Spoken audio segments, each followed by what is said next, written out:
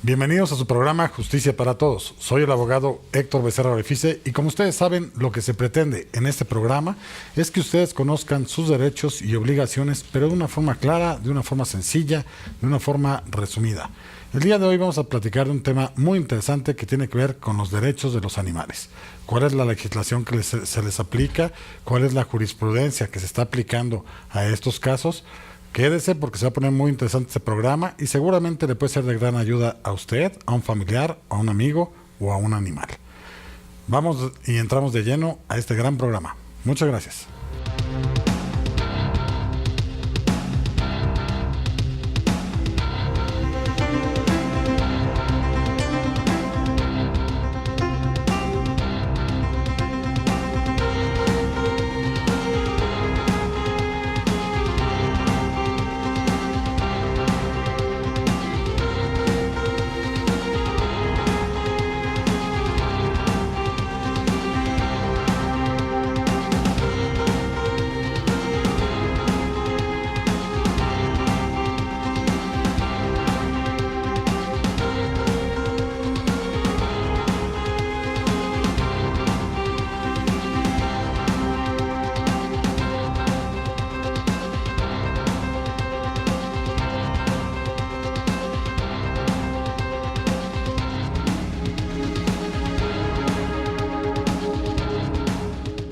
Bien, estamos de regreso para iniciar este gran programa acerca de los derechos de los animales.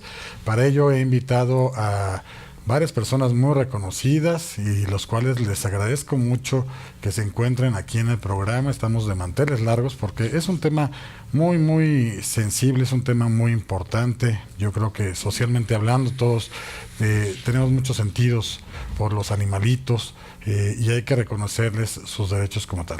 Les agradezco mucho que se encuentren aquí, primeramente las damas como tal, es la médico pediatra, a ver si lo pronuncio bien, Marichelo Uribe Rea. Sí. Bienvenida aquí al programa. Muchas gracias, un honor. De igual forma nos acompaña el doctor Israel Alvarado Martínez, que es doctor en Ciencias Penales y Política Criminal, maestro en Derecho y licenciado en Derecho, catedrático e investigador del Instituto Nacional en Ciencias Penales, el famoso INACIPE.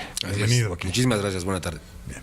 Por último también nos acompaña, que bueno, ya es muy conocido porque ya nos ha acompañado en varios programas, el licenciado Gustavo Larios Velasco, que es abogado y presidente de la Asociación Mexicana por los Derechos de los Animales, AC, que también se le conoce como AMEDEA. Bienvenido aquí. Un gusto como siempre, muchas gracias. Bien, pues iniciamos un poquito con este programa. Yo quisiera, si nos puede comentar el licenciado Larios, socialmente hablando, todo el mundo entra con las discusiones ahorita de que si los animalitos si tienen derechos o que si son protecciones nada más, y por qué van a tener derechos si los derechos son para los humanos. ¿Qué pensamos al respecto? Que realmente estamos acostumbrados nosotros a discriminar de una o de otra forma a lo largo de la historia. La humanidad se discrimina a sí misma por razones muchas veces tribales. Muchas veces solamente podemos considerar podemos tener consideración hacia aquel que se parece a nosotros, ¿verdad? Y esto pues lo vemos con la esclavitud, lo vemos en la discriminación hacia la mujer, en la discriminación hacia los homosexuales, y pues esto ocurre también con los animales. Hemos tenido una legislación tradicionalmente que ve a estos como si fueran objetos, como si fueran cosas, cuando pues, evidentemente tienen un cerebro, tienen sentimientos, y pues cada vez se estudia más por la etología, tienen una inteligencia innegable. Claro. Muchas veces algunas capacidades muy superiores a los de los propios seres humanos, pero es un hecho que la capacidad de sentir, por lo menos, es igual, la compartimos, y esto ya desde tiempos de Bentham se decía que, pues más allá que la inteligencia, el hecho de sentir nos debe dar una identidad que haga que nos protejan en nuestros derechos, pues mínimo a la vida, a no ser lastimados, a la libertad. Y por ahí Gary Francione habla también de no ser propiedad de otros. ¿Estamos, digamos, modernizándonos en cuanto a reconocer este tipo de derechos? Sí, se va progresando en este campo, en la medida que vamos abriendo nuestro nuestro círculo moral, como ya se decía también, en la medida que una sociedad es más evolucionada, va teniendo más capacidad de considerar a los diferentes. Bien. Doctor Israel Alvarado, Para usted, ¿qué son los derechos de los animales? Es un tema muy polémico. El hecho de que, como bien lo dice, lo explica de manera muy puntual. La historia de la humanidad es la historia de considerarnos distintos a los otros animales, porque también lo somos. Claro. Somos animales y ha habido supuestamente racionales, dicen, pero yo conozco dos que tres que no son tan racionales. Digamos, como género humano lo somos. Hay casos particulares en los que uno no lo duda, está seguro que no lo son. No hay ningún tipo de dudas. Sí. Pero lo que sí se dudó durante mucho tiempo es si los animales también tendrían o no inteligencia. Sí. Y los etólogos actuales han establecido que la inteligencia es distinta a la de los seres humanos, como incluso nosotros en distintas partes del mundo mostramos habilidades distintas porque el entorno nos obliga a responder de una manera muy particular y desarrollamos entonces habilidades que son manifestaciones de la inteligencia. Y cuando hablamos de derechos, estamos hablando de un tema que, como estamos acostumbrados a que siempre que existe un derecho va aparejado de obligaciones, ahí es donde el asunto, hablando de animales, la puerca tuerce el rabo, ¿no? Porque la postura de la mayoría de los que entienden mucho más el tema del derecho, que somos los abogados, son los que más nos oponemos a reconocerles derechos, porque dicen no pueden tener derechos cuando no tienen aparejadas obligaciones. Y yo normalmente les pongo ejemplos en los que sí, también pudieran tener obligaciones, como obligaciones tiene, por ejemplo, un recién nacido, en casos peculiares en los que tiene cierto tipo de derechos, como por ejemplo aquellos que puede adquirir mediante una herencia. Es un hijo único, los padres fallecen poco tiempo después de que nace, no tiene hermanos, no hay nadie más que herede más que él, se le tendría que nombrar una albacea, por ejemplo, hereda una fábrica y las obligaciones de pagar impuestos, de pagarle a los empleados, etcétera, pues las tiene él. Claro. A pesar de que las lleve a cabo a través de un representante que durante muchos años va a estar ejerciendo ese tipo de derechos y obligaciones, pero los derechos y las obligaciones son de ese recién nacido. Claro. Y hay casos, muchos ya, en algunos casos, como por ejemplo en Estados Unidos, donde han sido herederos no animales humanos, sino animales de los otros, en los que si ellos son los que adquieren la masa hereditaria, pues por supuesto que tienen este tipo de obligaciones. Luego hay un fideicomisos que lo manejan y todo, pero en sí el heredero como tal es el animalito, ¿no? Digamos. Pero esa es la excepción. La excepción es que en el caso del ser humano, aquellos recién nacidos, por ejemplo, tengan obligaciones. La sistemática es que muchísimas de las personas que actualmente existimos no tenemos más que derechos y no necesariamente obligaciones.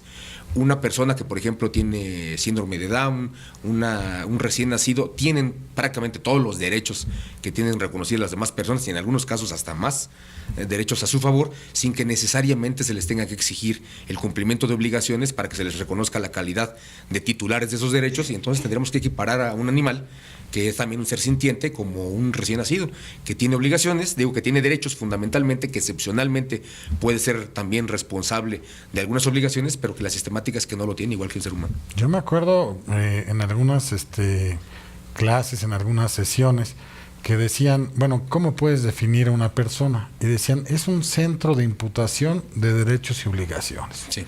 Si esto es lo mismo para efecto de los animalitos, pues entonces también tienen derechos, ¿no? Sí, por supuesto. Porque si tienen obligaciones, pues también tienen derechos, ¿no? Así es. Tal. Incluso la definición filosófica de sustancia individual de naturaleza racional, que siempre se ha atribuido como que es lo que nos distingue de todos los demás seres vivos, pues ya está en entredicho cuando hay estudios claros que reflejan inteligencia, sobre todo en cierto tipo de primates avanzados que llegan a tener una capacidad de inteligencia incluso superior a ciertos niños de 6, 7 u 8 años. Una persona con síndrome de Down, digamos, a lo mejor más avanzado, posiblemente necesita un tutor.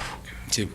Igual que un animalito puede llegar a tener un tutor o alguien que cuide, digamos, esos derechos, y que si él comete o el animalito comete alguna cuestión más allá, algún agravio, alguna lesión, algún daño como tal, pues el tutor va a tener que responder, pero a nombre también del animalito, ¿no? Sí, ¿Ese sería otro ejemplo como tal? ¿Esa parte? También sería un ejemplo, claro que sí. Ahí entra en juego distinguir, porque sí hay una diferencia importante entre el derecho civil y el derecho penal. Bien. En el caso del derecho civil, por ejemplo, el que es representante legal de un animalito o de una persona que no tiene la capacidad de ejercicio, de que por sí solo ejercer derechos, respondería solamente en términos civiles respecto de las obligaciones que pudiera contraer en materia de responsabilidad civil propiamente contractual o extracontractual contractual, pero que se reduce simplemente a dinero, prácticamente. Okay. Sí. Pero en cambio en el tema penal no trasciende la responsabilidad que pudiera tener un animal o que pudiera tener un ser humano respecto de quién es su representante, salvo que se demuestre que existía una calidad muy concreta que en derecho penal llamamos calidad de garante, que implica la obligación de salvaguarda de un bien jurídico determinado, la vida, el patrimonio de la posible víctima. No estamos hablando del animal o de la persona humana, sino que un derecho de salvaguarda de un bien jurídico, y que quien tiene esa obligación omite llevar a cabo alguna actividad o una misión para que no se efectúe ese resultado. Ejemplo claro, en el caso de un animal que está amarrado, que tiene síntomas claros de maltrato, que es agresivo precisamente por la... O no le dan de comer en muchos días. Por eso es agresivo, por supuesto, porque lo maltratan, porque lo utilizan para las peleas de perros, por ejemplo, y de repente no se le tiene el cuidado debido y mata a un niño, a un bebé, a una persona, y allí hay una responsabilidad de la persona que es el obligado a cuidar de este animal en términos penales. También tendría que responder como si él mismo hubiera llevado a cabo la conducta de homicidio, de lesiones. Que incluso también puede darse ese mismo caso para personas humanas, ¿no? Sí, por supuesto. Porque si yo a uno desde chico le estoy enseñando que tiene que matar porque esa es la forma de ser, pues lo va a hacer como tal, ¿no? Bien, pues vamos a una pequeña pausa comercial. Regresamos. Muchas gracias.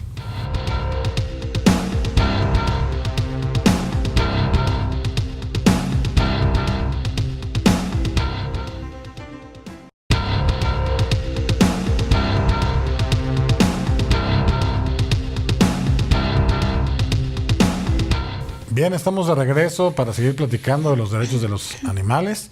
De ahí sí quisiera yo escuchar también, digo, ya platicamos un poquito con el doctor Israel Alvarado, pero sí quisiera también ver, ya estamos entrando un poquito más en calor, por así decirlo, ¿no? Entonces, esta parte de los derechos de los animales sí serían lógicos a razón de también su responsabilidad como obligación, o cómo sería esa parte.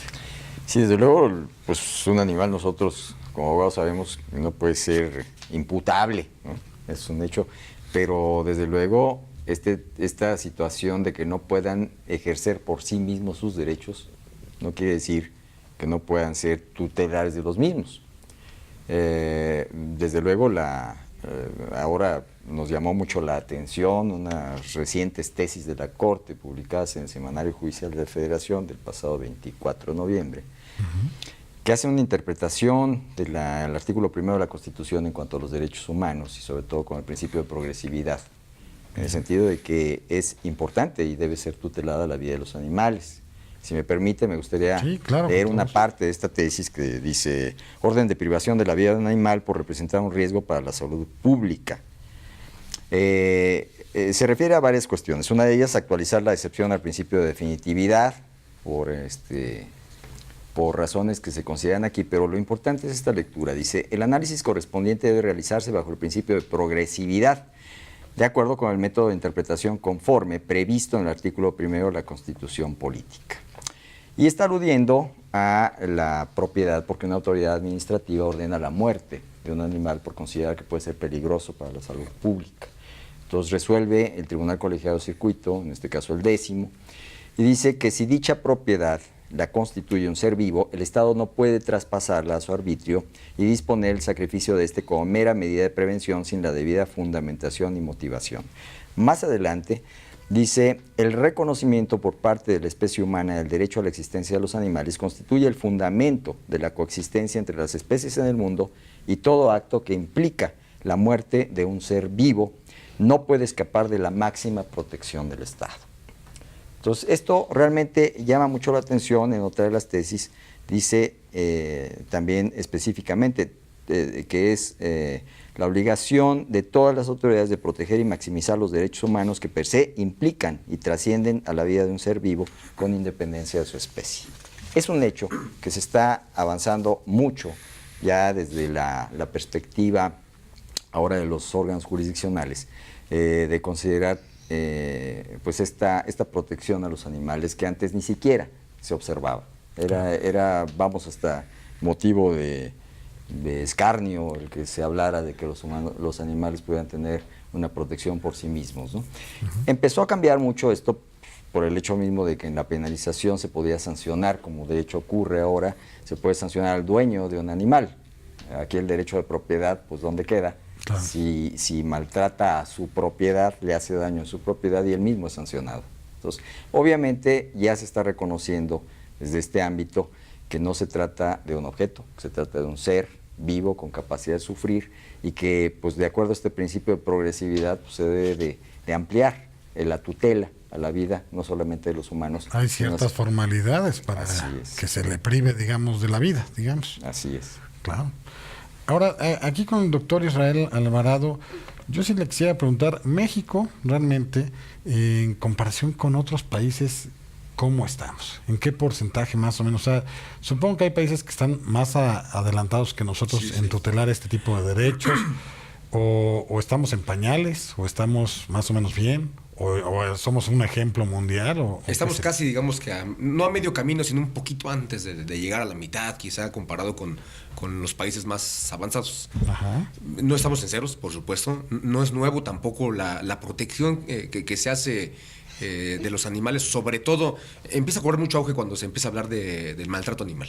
Bien. El maltrato animal, como bien lo decía Gustavo, no reconoce o no se monta sobre el derecho de propiedad, porque si eso fuera no podríamos sancionar a alguien que destruye su vehículo, por ejemplo. Tiene una motocicleta y la agarra a golpes, la destruye completamente, pues es su cosa. Él es el propietario. Uh-huh. También puede ser propietario de un perro y si lo agarra a palos y lo mata, ahí sí lo vamos a sancionar penalmente. Claro. ¿Por qué esta diferencia? Porque no lo estamos considerando como cosa en términos jurídicos. Se diga o no se diga, se desprenda de manera textual o no del título de los delitos que regulan la figura del maltrato animal, intrínsecamente tiene reconocido el derecho que tienen los animales a no sufrir, a no ser maltratados, y por lo consiguiente ya tenemos un avance importante. Pero no es ahí cuando nosotros entramos con el tema. Por lo menos traería yo a colación la Ley General de Vida Silvestre, que lo que protege es precisamente la manifestación de vida, que no es doméstica, sino que es natural, vamos a llamarle así, uh-huh. Y que tiene una protección, una visión de protección mucho más allá de la mera propiedad y mucho más allá de lo ambiental. Porque estamos acostumbrados a que al ambiente lo protegemos no intrínsecamente porque creamos que tiene o no tiene derechos, estamos hablando del caso mexicano, sino porque nos beneficia a nosotros como ser humano, y entonces es importante que si queremos tener salud y queremos estar bien alimentados, necesitamos proteger al ambiente, sino que es una visión que va mucho más allá, porque también ahí se regula precisamente la figura del maltrato que se le puede dar a la vida silvestre, entonces tiene una connotación muy distinta, estamos avanzando hacia allá. Claro que hay otros países, como por ejemplo en India o en Nueva Zelanda, que a principios de este año han sido noticias importantes el hecho de que se reconoce, por ejemplo, a través de la sentencia de un tribunal y se legisla, uh-huh. En ambos casos, el reconocimiento a ríos como titulares de derechos. Uh-huh. Y no porque sea una cosa, el agua, que se tenga que tutelar, sino porque están regulando un ecosistema, todo un hábitat donde ahí están viviendo seres que no necesariamente tienen la connotación de sentimiento y de sufrimiento como lo tienen los mamíferos mayores, sino que estamos hablando incluso de peces, de algas, de otras expresiones de vida que para ellos, para los indios y para los neozelandeses son importantísimos que se... Nos acaban esos ecosistemas y pues acabamos con muchas cosas. Pero la visión es más allá de lo ambiental.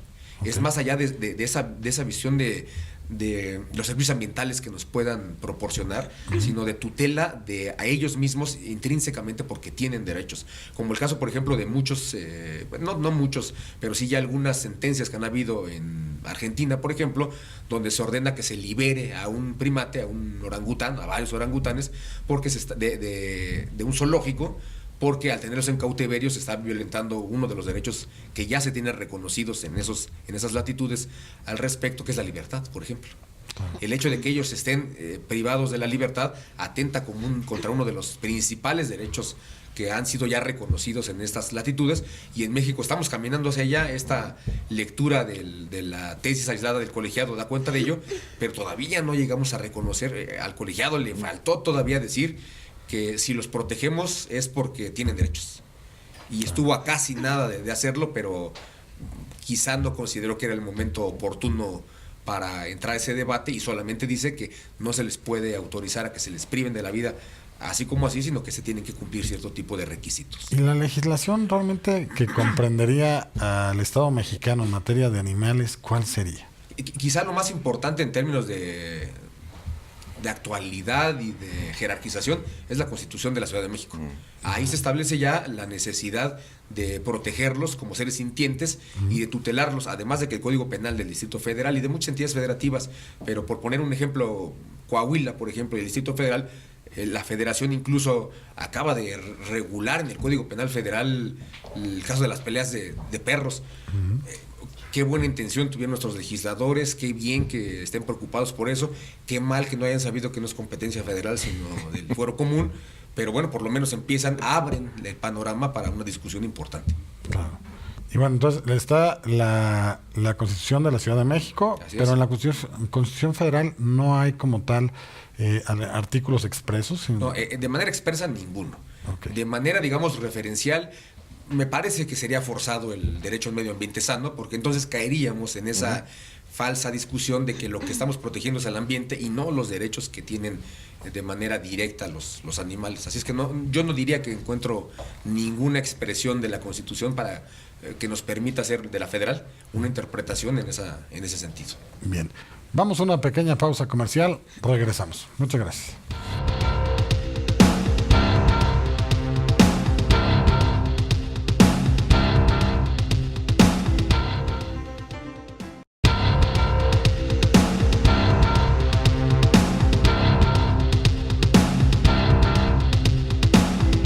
Bien, estamos de regreso para platicar todavía acerca de los derechos de los animales, porque hay mucho que platicar en este tema. Yo le preguntaría aquí al licenciado Gustavo Larios, ya escuché la opinión del doctor Israel Alvarado en torno a cómo estamos en México a comparación de otros países y cuál es la legislación propiamente con la cual podríamos regular esta parte de los derechos de los animales. Pero sí me gustaría mucho oír su opinión, porque yo sé que también usted está muy metido, igual que el doctor Israel Alvarado, en este tema y quisiera ver su punto de vista en torno a esos dos puntos. Hay legislación bastante interesante desde hace muchos años. Empezaron tímidamente con las primeras leyes protectoras de animales a decir, por ser útiles al hombre, decían en aquellas legislaciones de los años 80. Aunque hay alguna del Estado de México de los años 40, 1940 y tantos, que también protegía a los animales de una manera muy tímida. Les daba hasta como miedo y como que querían justificar entrar en esto. Después, efectivamente, pues en la Ley Federal de Sanidad Animal, en la misma LEGEPA, previo a la Ley General de Vida Silvestre, ya se hablaba de un principio de trato humanitario. Entonces ya desde ahí se empezaba a ver que no era precisamente por esto de ser útiles al hombre o no, sino de manera individual se estaba considerando a estos seres como importantes, como que preocupaba o debía de preocupar al Estado su capacidad de sufrir. Entonces, así fue surgiendo a nivel federal pues, legislación que protege a los animales, tanto silvestres como en laboratorios, como en docencia, como los de consumo, y en los estados, pues con los animales con los que tenemos el contacto más cotidiano, ¿no? Pero, desde luego, sí ya se veía este avance. Creo que México no está tan mal en legislación. Creo que si se aplicara fielmente la normatividad que existe, los animales la pasarían bastante bien. Pero el problema está en la tremenda impunidad.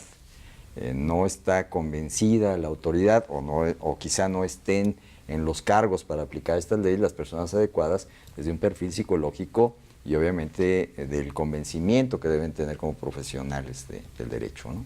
Entonces, incluso a mí me llama mucho la atención que se sigue avanzando mucho en normatividad de una manera muy mediática. De pronto parece ser que van más al aplauso por sacar una ley con prisa, con mala técnica legislativa y sin considerar pues, la efectiva aplicación de esta ley. No se considera, por ejemplo, en el caso de la normatividad federal que hablaba el doctor Alvarado sobre los perros de pelea, pues para empezar, efectivamente, la competencia de la protección de los animales pues, constitucionalmente está dada a los estados. Y es lo primero que nosotros decíamos, pues ¿cómo se van para allá? Pero encima de eso ya en materia práctica, ¿a dónde se llevan perros de pelea? es una situación muy complicada. O sea, si hablamos de 20 o 30 de estos perros o más de pelea, no se los pueden llevar a su casa. Platicando yo con el procurador ambiental, cuando se dieron teléfonos para denunciar esto, le decía yo, ¿y a dónde los vas a llevar? Y bueno, ahí está el problema. Para que realmente una ley funcione, y eso es lo que creo que más le falla a México, porque sí tenemos normatividad, como lo decía, en muchos aspectos de la protección animal, lo que más nos falla es la aplicación real. ¿A dónde? Las políticas, ¿no? O sea, el texto está, pero ahí está, sí, no lo cristalizamos. ¿Cómo le hacemos, no? ¿A dónde llevamos a las víctimas? ¿Hay refugios públicos? Pues no, en absoluto. Y prefieren sacrificarlo, supongo. Y se sacrifican. En muchos casos el sufrimiento es tan horrible que, bueno, quizá el sacrificio no sea tan mala opción, pero no es por ahí donde debemos de transitar. Yo creo que las cosas deben de hacerse de manera integral, y si de verdad se respeta a los animales, pues partiendo del respeto a su vida, pues tiene que haber acciones de gobierno encaminadas a un feliz término de la aplicación de la ley. Y en cuanto a la legislación, para su parecer, ¿cómo sería? O sea, la Constitución Federal también no tiene artículo expreso. No. La Constitución de la Ciudad de México, que creo que todavía sigue impugnada, ¿no? Todavía. Sí, de hecho, pues la Constitución que todavía no rige, bueno, la Constitución Federal, la política de los Estados Unidos mexicanos, el único artículo donde habla de protección a los animales es cuando le da las atribuciones a la Asamblea Legislativa. Bien. Ahí sí, dentro de sus atribuciones puede considerar la protección a los animales. Es la única parte donde está. Pero fuera de eso, pues no hay más. No hay más. Aún así, yo insisto, creo que sí hay legislación suficiente, ¿no? Hoy el problema es que si está considerado delito en la Ciudad de México el maltrato a los animales y hay un fiscal ambiental al que le han dado esta tarea, y no hay una sola consignación por maltrato a los animales, pues no sé qué está pasando. ¿Nos portamos muy bien Sí. o algo está pasando mal? Algo está pasando mal. Y de hecho, tenemos ahorita 28 estados que tienen penalizado el maltrato a los animales, algunas de una manera ridícula, como Guanajuato, que ni siquiera hay un día de cárcel. No sé para qué penalizan, pero lo habían dejado en materia administrativa, ¿no? Claro. Y en otros casos, donde sí hay pues penas de 1 o 2 años de prisión, no hay una sola orden de aprehensión. Bien. Doctor Alvarado, usted como especialista en derecho penal, obviamente, pues ¿cómo se relaciona el derecho a los animales? O sea, ¿sí existe la normatividad en cuanto a estas peleas? Como bien señalaba aquí el licenciado Gustavo Larios, la parte de penalizar, no penalizar, o qué propondría en ese campo de la parte penal. El tema es muy sensible. Incluso si uno piensa en términos macros, una afectación, por ejemplo, a una selva, a un bosque, a un manglar, que en términos evidentemente mediáticos es mucho más, pesa mucho más eso que el maltrato a un solo animal, a un perro de pelea, por ejemplo. Claro. Pensar que se está devastando un ecosistema completo es mucho más impactante para la sociedad. Pero aún en esos casos hay una corriente importante de doctrinarios penales que se oponen a que se tutele penalmente el medio ambiente. Y dicen que, por ejemplo, una afectación que se pudiera dar a un arrecife de coral no es motivo suficiente para sancionarlo penalmente. Y estamos hablando de un tema que es visiblemente importante. Cuando estamos hablando del maltrato a un solo ejemplar de una especie, pues es muchísimo más reticente la respuesta que existe en términos penales, porque se dice que eso no es materia penal, no debiera serlo, se tendría que regular solamente bajo la perspectiva del derecho civil. Yo difiero muchísimo de esa visión. Sea uno o varios, debiera ser. Por supuesto, igual, ¿no? porque estamos hablando de una visión distinta, de un derecho distinto que no es, insisto, la tutela por el ser humano, no es una visión antropocentrista, sino es una visión que atiende a que ellos también pueden tener derechos, entre otras cosas porque sienten. Y esa simple condición de que pueden sufrir ante un maltrato y que pueden sufrir muchísimo, implicaría que el Estado pueda responder incluso con los mecanismos penales para sancionar a las personas que los estuvieran maltratando, independientemente de que se regulen de manera expresa o no, como peleas de perros, por ejemplo.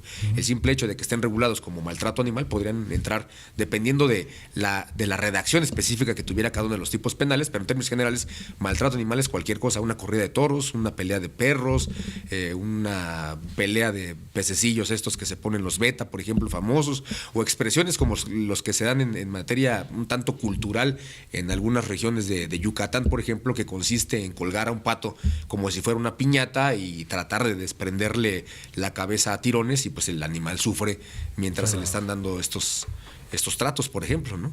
Ahora, esto va para todos los animales, porque digo, un animalito también puede ser una hormiga. Tocaste el tema más sensible, más difícil de abordar, el que tiene más aristas, sí. Por supuesto que cuando estamos pensando en una ballena, pues a cualquiera es casi unánime la expresión, sí, salvemos a la ballena azul.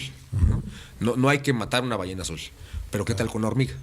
O el mosquito que me está picando, no sé, o una rata. Y normalmente nos vienen a la mente animales que son considerados como dañinos al ser humano, claro, pero que en algunos otros casos, bueno, ¿y qué pasa con las gallinas? ¿No? Pues sí, o con los cerdos, con las reses, tienen también esos derechos de que no se les prive de la vida, y aquí entonces es donde está el punto de inflexión, donde hay una divergencia impresionante de aquellos que dicen que sí, otros que dicen que no, que deben tener los mismos derechos, que los derechos para ellos, por ejemplo, porque son razas que han sido domesticadas a favor del ser humano para su alimentación, a lo que tendrían que aspirar es a que se les dé una muerte más bien piadosa, que no se les haga sufrir, y otros que dicen que no, tienen que tener los mismos derechos que porque me imagino los toros de Libia, por ejemplo, o sea, ellos nacieron de una mezcolanza que se hizo producida para las corridas de toros. Sí. Y si el pretexto es bueno, pues ya nadie va a poder tener toros de lidia que puedan ser utilizados para esos fines. ¿Se va a extinguir la especie? No, por supuesto que no es esa la postura. Sí, originalmente, muy probablemente así es como se originaron, pero eso no significa que nosotros tengamos derechos sobre los animales porque incidimos, por ejemplo, en su desarrollo. Sería tanto como decir, es mi hijo, yo lo he mantenido, lo he educado toda la vida, pues yo tengo derechos sobre él, como se tenían en algún momento, y a eso nos referimos cuando decimos, es la historia de la humanidad. Exactamente los mismos derechos que actualmente estamos peleando contra aquellos que no se parecen a nosotros, son los mismos derechos que se peleaban cuando se decía, pues las mujeres no, porque no son iguales a nosotros. Claro. Una civilización tan avanzada como la griega, por ejemplo, consideraba que los hombres eran iguales. Sí, los hombres libres, no esclavos, no africanos, no mujeres, no niños. Hombres eran solamente mayores de edad que tenían derechos civiles, políticos, que podrían ser considerados como iguales, y los demás, al no parecerse a ellos, no tendrían ese reconocimiento. Y estamos en las mismas. Es un tema un tanto sensible. Yo creo que en el siguiente bloque vamos a tener aquí una plática muy, muy amplia. Vamos a una pausa comercial. Regresamos.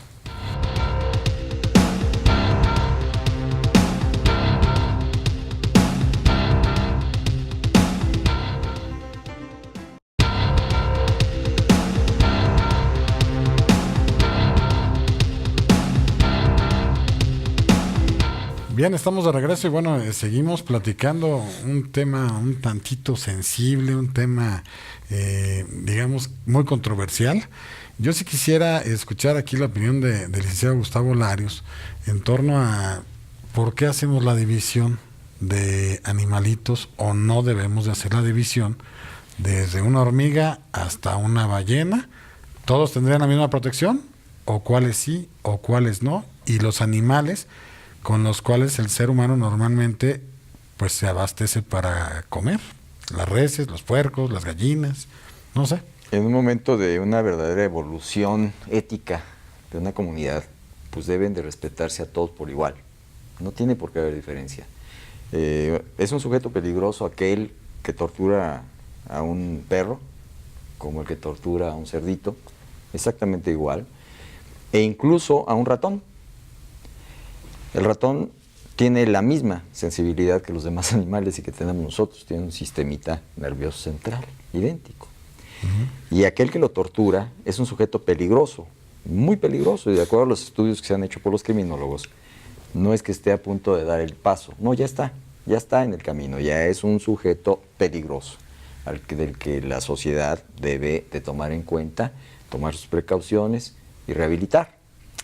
Por tanto, realmente todos los animales merecen respeto. Si a un animal se le tuviera que sacrificar por determinada circunstancia, aún olvidándonos de que nosotros hemos sido los que hemos llenado a la tierra de nuestro estilo de vida, claro, cuando los demás animales llegaron antes que nosotros, pues no es posible permitir que si se va a sacrificar un animal se le eche gasolina y se le prenda, ¿no? Sí. Porque no buscar un mecanismo de mucho menor sufrimiento.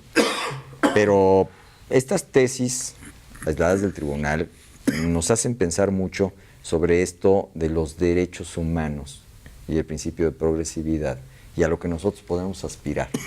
Porque aquí está diciendo que el respeto a la vida de todos los animales sin distingo de especie debe darse la máxima tutela de la autoridad. Entonces esto sí es como para ponernos a pensar, y yo sí diría, a lo mejor suena muy extremo en mi expresión, que absolutamente todos los animales merecen ser respetados, esencialmente en su vida y en su capacidad de sufrir. Normalmente los principios generales del derecho dicen que no debe haber discriminación para unos o discriminación para otros. Entonces aquí caeríamos en romper ese principio general del derecho, porque estaríamos diciendo, bueno, para efecto de estos animalitos sí, para este efecto no, pero entran muchos temas, digamos, de pugnas entre cada cosa, porque no me imagino a la industria que se dedican a la venta y a la producción de carne, que vayan a decir, sí estoy de acuerdo, les pregunto a ver si quieren o no quieren o algo, ¿no? Claro, o llevar un procedimiento para poder decir si los puedo sacrificar o no en los rastros o algo. Eso es algo que yo veo, no sé de qué forma o qué técnica, digamos, jurídica puede hacerla eficiente como tal para poder regular este tipo de cosas. Sí, en realidad en un razonamiento lógico no hay forma de sostener de una manera, repito, razonada, el que un animal se le utilice el consumo libremente y al otro se le proteja. Claro. En realidad no la hay. Gary Francione le decía en una reunión de activistas por los animales, abogado estadounidense, lo invitaban a esta reunión para hablar de los derechos de los animales y había carne en la mesa y les llamó a todos hipócritas y se fue. Suena muy extremo, pero es que sí, es la verdad. O sea, ¿cómo decimos que estamos defendiendo a unos animales y a otros no? Alguna vez yo participé en una manifestación, no soy muy dado a eso, pero lo hice en la Embajada de Corea.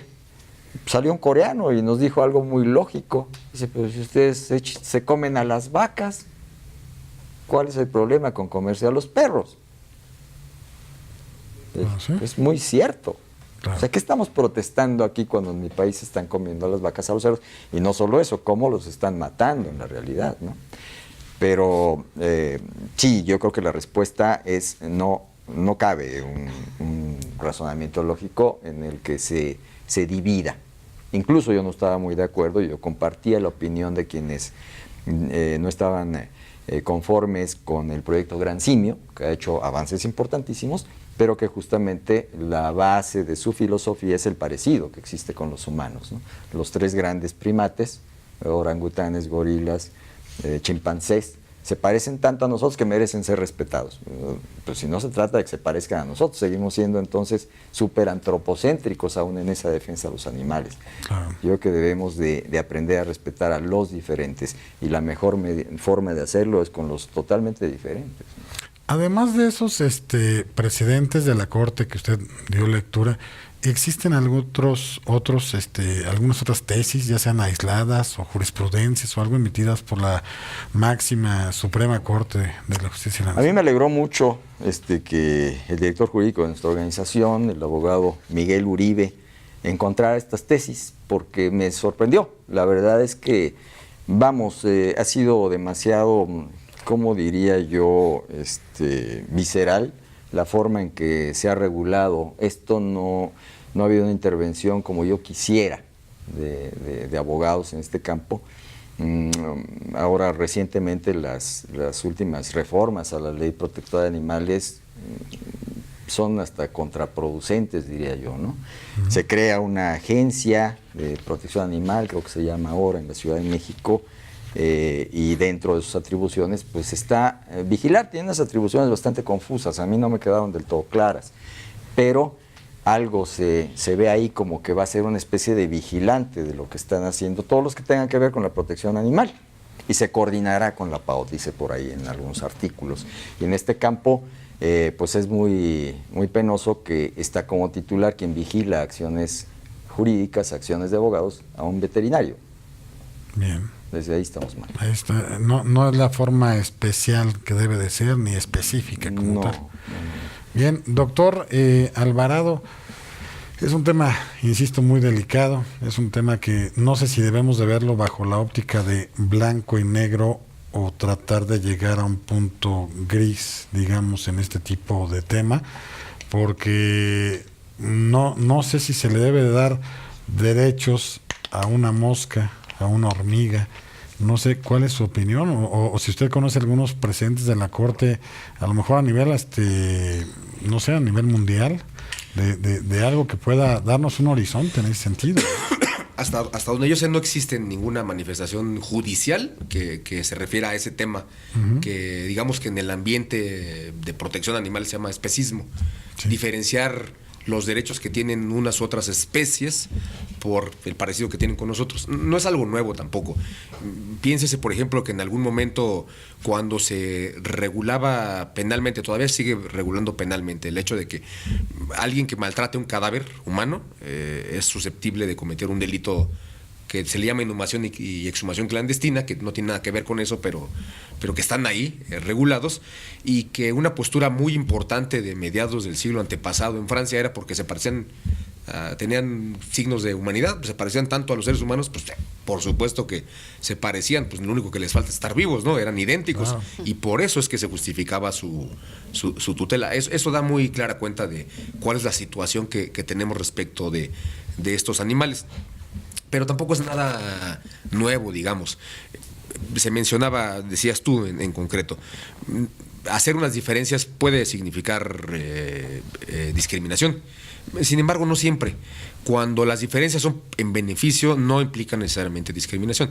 A nadie se le ocurre decir que es discriminatorio el hecho de que una mujer, respecto de un hombre, tenga derecho a la lactancia, al periodo de lactancia o al periodo de maternidad, pues porque tenemos condiciones completamente distintas. Todos somos iguales, pero hay que darle una mejor tutela a los indígenas porque implican otro tipo de valores que queremos proteger. Lo mismo podría suceder con el caso de los animales. Pero todos sería la vida de un animalito. Sí, pero a lo mejor todavía no llegamos a ese momento de discusión para dejar muy claro.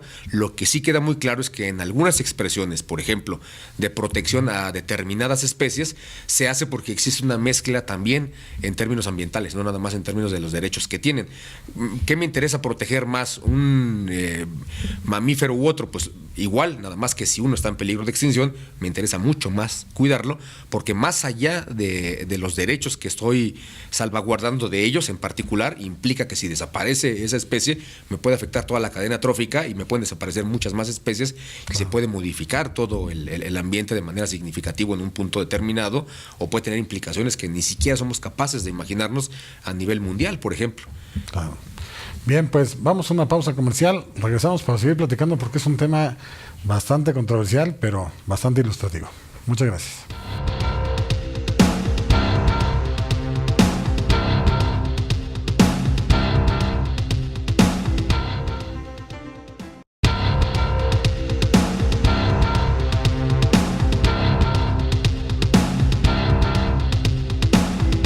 Bien, estamos de regreso en este último bloque de este gran programa. Hay mucho que decir, pero poco tiempo. Yo quisiera también escuchar, porque todo el programa ha estado muy analítica, aquí la médico pediatra Marichela Uribe. Yo lo que sí quisiera preguntarle es, bueno, un médico, ¿cómo se tiene que involucrar, digamos, con esta parte de crear gente o niños con una sensibilidad hacia los animales? ¿Cómo debiera ser esa parte? O sea, ¿cómo la educación que se debe de dar, todos los aspectos que deben de englobar esto? Cuando yo empecé a estudiar medicina, bueno, yo amo mi universidad y respeto mucho a mis profesores, pero era exactamente al contrario. O sea, nosotros llegábamos ahí y como estudiantes de medicina nos metían al laboratorio y empezaban a hacer ahí pues experimentos, sí, con ratoncitos o con otros animales, desde mi punto de vista innecesarios. Por ejemplo, les pongo un caso específico: inyectarle un veneno de alacrán a un ratón, a 2 ratones, perdón, y de ponerle el antídoto a uno y al otro ver cómo se moría. O sea, eso, por Dios, o sea, todos sabemos lo que le hace a una persona o a un animal un veneno de alacrán. Entonces yo me acerqué a la doctora que estaba haciendo el experimento y le dije, bueno, si ya vimos qué pasa con uno y con otro, ¿por qué no la inyecta a los dos para que ya deje de sufrir y ya se cure también el otro? Porque al que le inyectaron el antídoto estaba perfecto, se repuso inmediato. Y me dijo, ¿sabes qué, niña? Tú no sirves para esto. Y ese no, señorita, usted no sirve para esto, ¿por qué no busca otra profesión? Lo escuché más de 2 veces. Entonces, yo me digo, o me pregunto, a ver, ¿por qué te hacen insensible durante la carrera de medicina al dolor de los animales, que desde mi punto de vista es innecesario, porque ya están escritos, ya están los estudios hechos, como para qué repetir, repetir, repetir? Pero la gente se queja de que el médico o que los médicos somos insensibles. La sensibilidad no creo que tenga así como que te limito. Solamente vas a ser insensible para los animales, pero no te puedes brincar hasta ser insensible con las personas. Yo creo que te vuelven insensible y te vuelves insensible para todo. Y quizás sí es cierto, el gremio médico no estamos muy bien. Entonces, sobre lo que usted me está preguntando, es muy difícil que el médico se involucre en esto de decirle a los niños, tienes que cuidar a tu animalito o tal, porque él mismo no. O sea, yo soy así como un lunar entre mis colegas médicos, como que te ven y dicen, pues sí, pero pues es un perro. O bueno, sí, pobrecito, pero pues es el gato. Entonces, sí nos falta sensibilidad a muchos gremios y creo que el mío es de los más afectados. Yo recuerdo de esta plática que, pues bueno, hay 1001 películas que se refieren a las secundarias en Estados Unidos y que hacen experimentos con ranitas, y bueno, que según esto quieren ilustrar a la generación en turno como tal, que si aquí está el corazón, que si está esto, pero a cada uno le dan una ranita. ¿No puede ser una para todos? O por qué no un diagrama, digo, yo les creo. Sí, digo, con la tecnología que tenemos podemos hacerlo hasta una forma dimensional o no sé, alguna cuestión, ¿no? Exacto, o sea, si a mí me dicen que un cisticerco en el cerebro de una persona le da convulsiones, pues no le voy a meter un cisticerco a cada persona, o sea, o al que me toque a mí para ver si es cierto. O sea, yo les creo. Hay quien ya hizo los estudios, son estudios serios bien hechos, ¿por qué repetir indefinidamente? Esto es maltrato, por supuesto. Esto debería tomar atención las autoridades de educación, ¿no? Para este tipo de cosas, porque la verdad es que ya no estamos viviendo en algunas épocas, ya podemos tener otro tipo de avances, ¿no? En muchas cosas, ¿no? Claro. Ahora, también la frecuencia con la cual los medios de primer contacto, por así decirlo, piden a sus pacientes que abandonen a sus animales. O sea, los médicos como tal también pueden ver que a lo mejor el contacto con un animal les puede causar un problema, ¿no? De salud. No sé si esto es bueno, es malo o qué es malo regularmente. O sea, yo soy pediatra y tengo una subespecialidad en dermatología, entonces lógicamente las cosas dermatológicas pues se ven, son evidentes, están en piel. Y yo lo que veo mucho es que el médico de primer contacto, ya sea institucional o de medicina privada, tiende mucho a medicar, ¿no? Dice, bueno, hace un diagnóstico X, que regularmente no está tan acertado, y le empieza a administrar pomadas, y cuando ve que eso no le está funcionando, se le va al gato y al perro. Le pregunta, señora, ¿tiene usted un gato, un perro? Pues todo el mundo tiene. Y si no, entonces, ¿y el vecino? No, pues el vecino sí.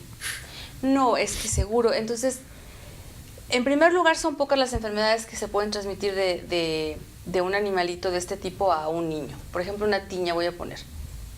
Pero cuando un niño tiene una tiña que adquirió en la escuela, quizá por contacto con otra tiña, también se la puede pegar al perro, y eso nadie lo dice, ¿verdad? O sea, no tiras al niño porque tiene una tiña que se la puede pegar a tu perro. O sea, porque no somos empáticos.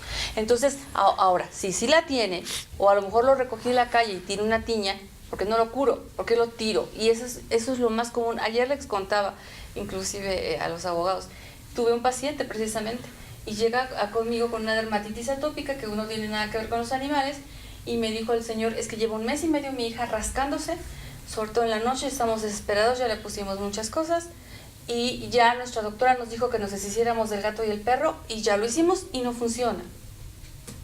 Entonces así yo me quedé con él, les dije, pues qué mal qué, pues qué mal que se deshicieron del gato y del perro, o sea, está mejor, no, pues está peor. Entonces, evidentemente no es esto, pero es una ligereza con que el médico, sobre todo el médico familiar, pero también yo tengo compañeros pediatras muy insensibles que, por ejemplo, en su receta ya tienen impreso 0 gatos, 0 perros, 0 alfombras, 0 juguetes, de peluche, sobre todo. Esta parte, estaba escuchando el otro día a unas personas que decían que tenían mucho temor de darle besos a los perros y de ahí darles besos a los seres humanos o algo. ¿Se podría contagiar algo como tal? Regularmente los animales tienen sus propias enfermedades, ¿no? O sea, aunque los virus pueden compartir algunos, algunos sitios que les llamamos genotipos y serotipos y todo esto, quizás haya algo que se comparta, pero generalmente los animalitos tienen sus propios virus, a nosotros nos da moquillo, okay, ¿no? Entonces ellos tienen sus propios virus, entonces no sé qué tanto es cierto, pero sí les voy a decir que sí hay estudios serios donde dice que la boca del humano es mucho más infectante. Los médicos que se dedican a ver esto de mordeduras de perro o mordeduras de humanos en los sitios como hospitales Joco y todo eso, dicen, si es una mordedura de perro, quizá se puede infectar, hay que poner antitetánica, etcétera. Pero si es una mordedura de humano en peleas, olvídense, o sea, seguro, porque nosotros tenemos muchas más cepas. Entonces, si por ejemplo una mujer besa a sus perros todo el tiempo y luego besa al novio, no pasa nada. Seguramente no va a pasar nada. Está bueno. Lamentablemente ya se nos agotó el tiempo de este programa. Es un programa muy, muy interesante, muy alentador. Yo veo que ahorita estamos en pits por arrancar, por así decirlo, todo, porque ahorita ya que entre totalmente la Constitución de la Ciudad de México, pues vamos a ir viendo cómo se van desarrollando algunas cosas, ¿no? Yo los invitaría a que más adelante ojalá puedan acompañarnos nuevamente, porque de verdad este tema va a dar mucho de qué hablar. Y bueno, pues insisto, lamentablemente se agotó el tiempo del programa. Si usted tiene alguna duda, alguna aclaración, algún comentario que desee realizar, en pantalla aparecen los datos de una firma legal donde con gusto vamos a canalizar esas inquietudes que ustedes tienen aquí a los expertos que nos acompañan el día de hoy, pues para poder solventar cualquier tipo de incógnita, ¿no? Respecto a este tema.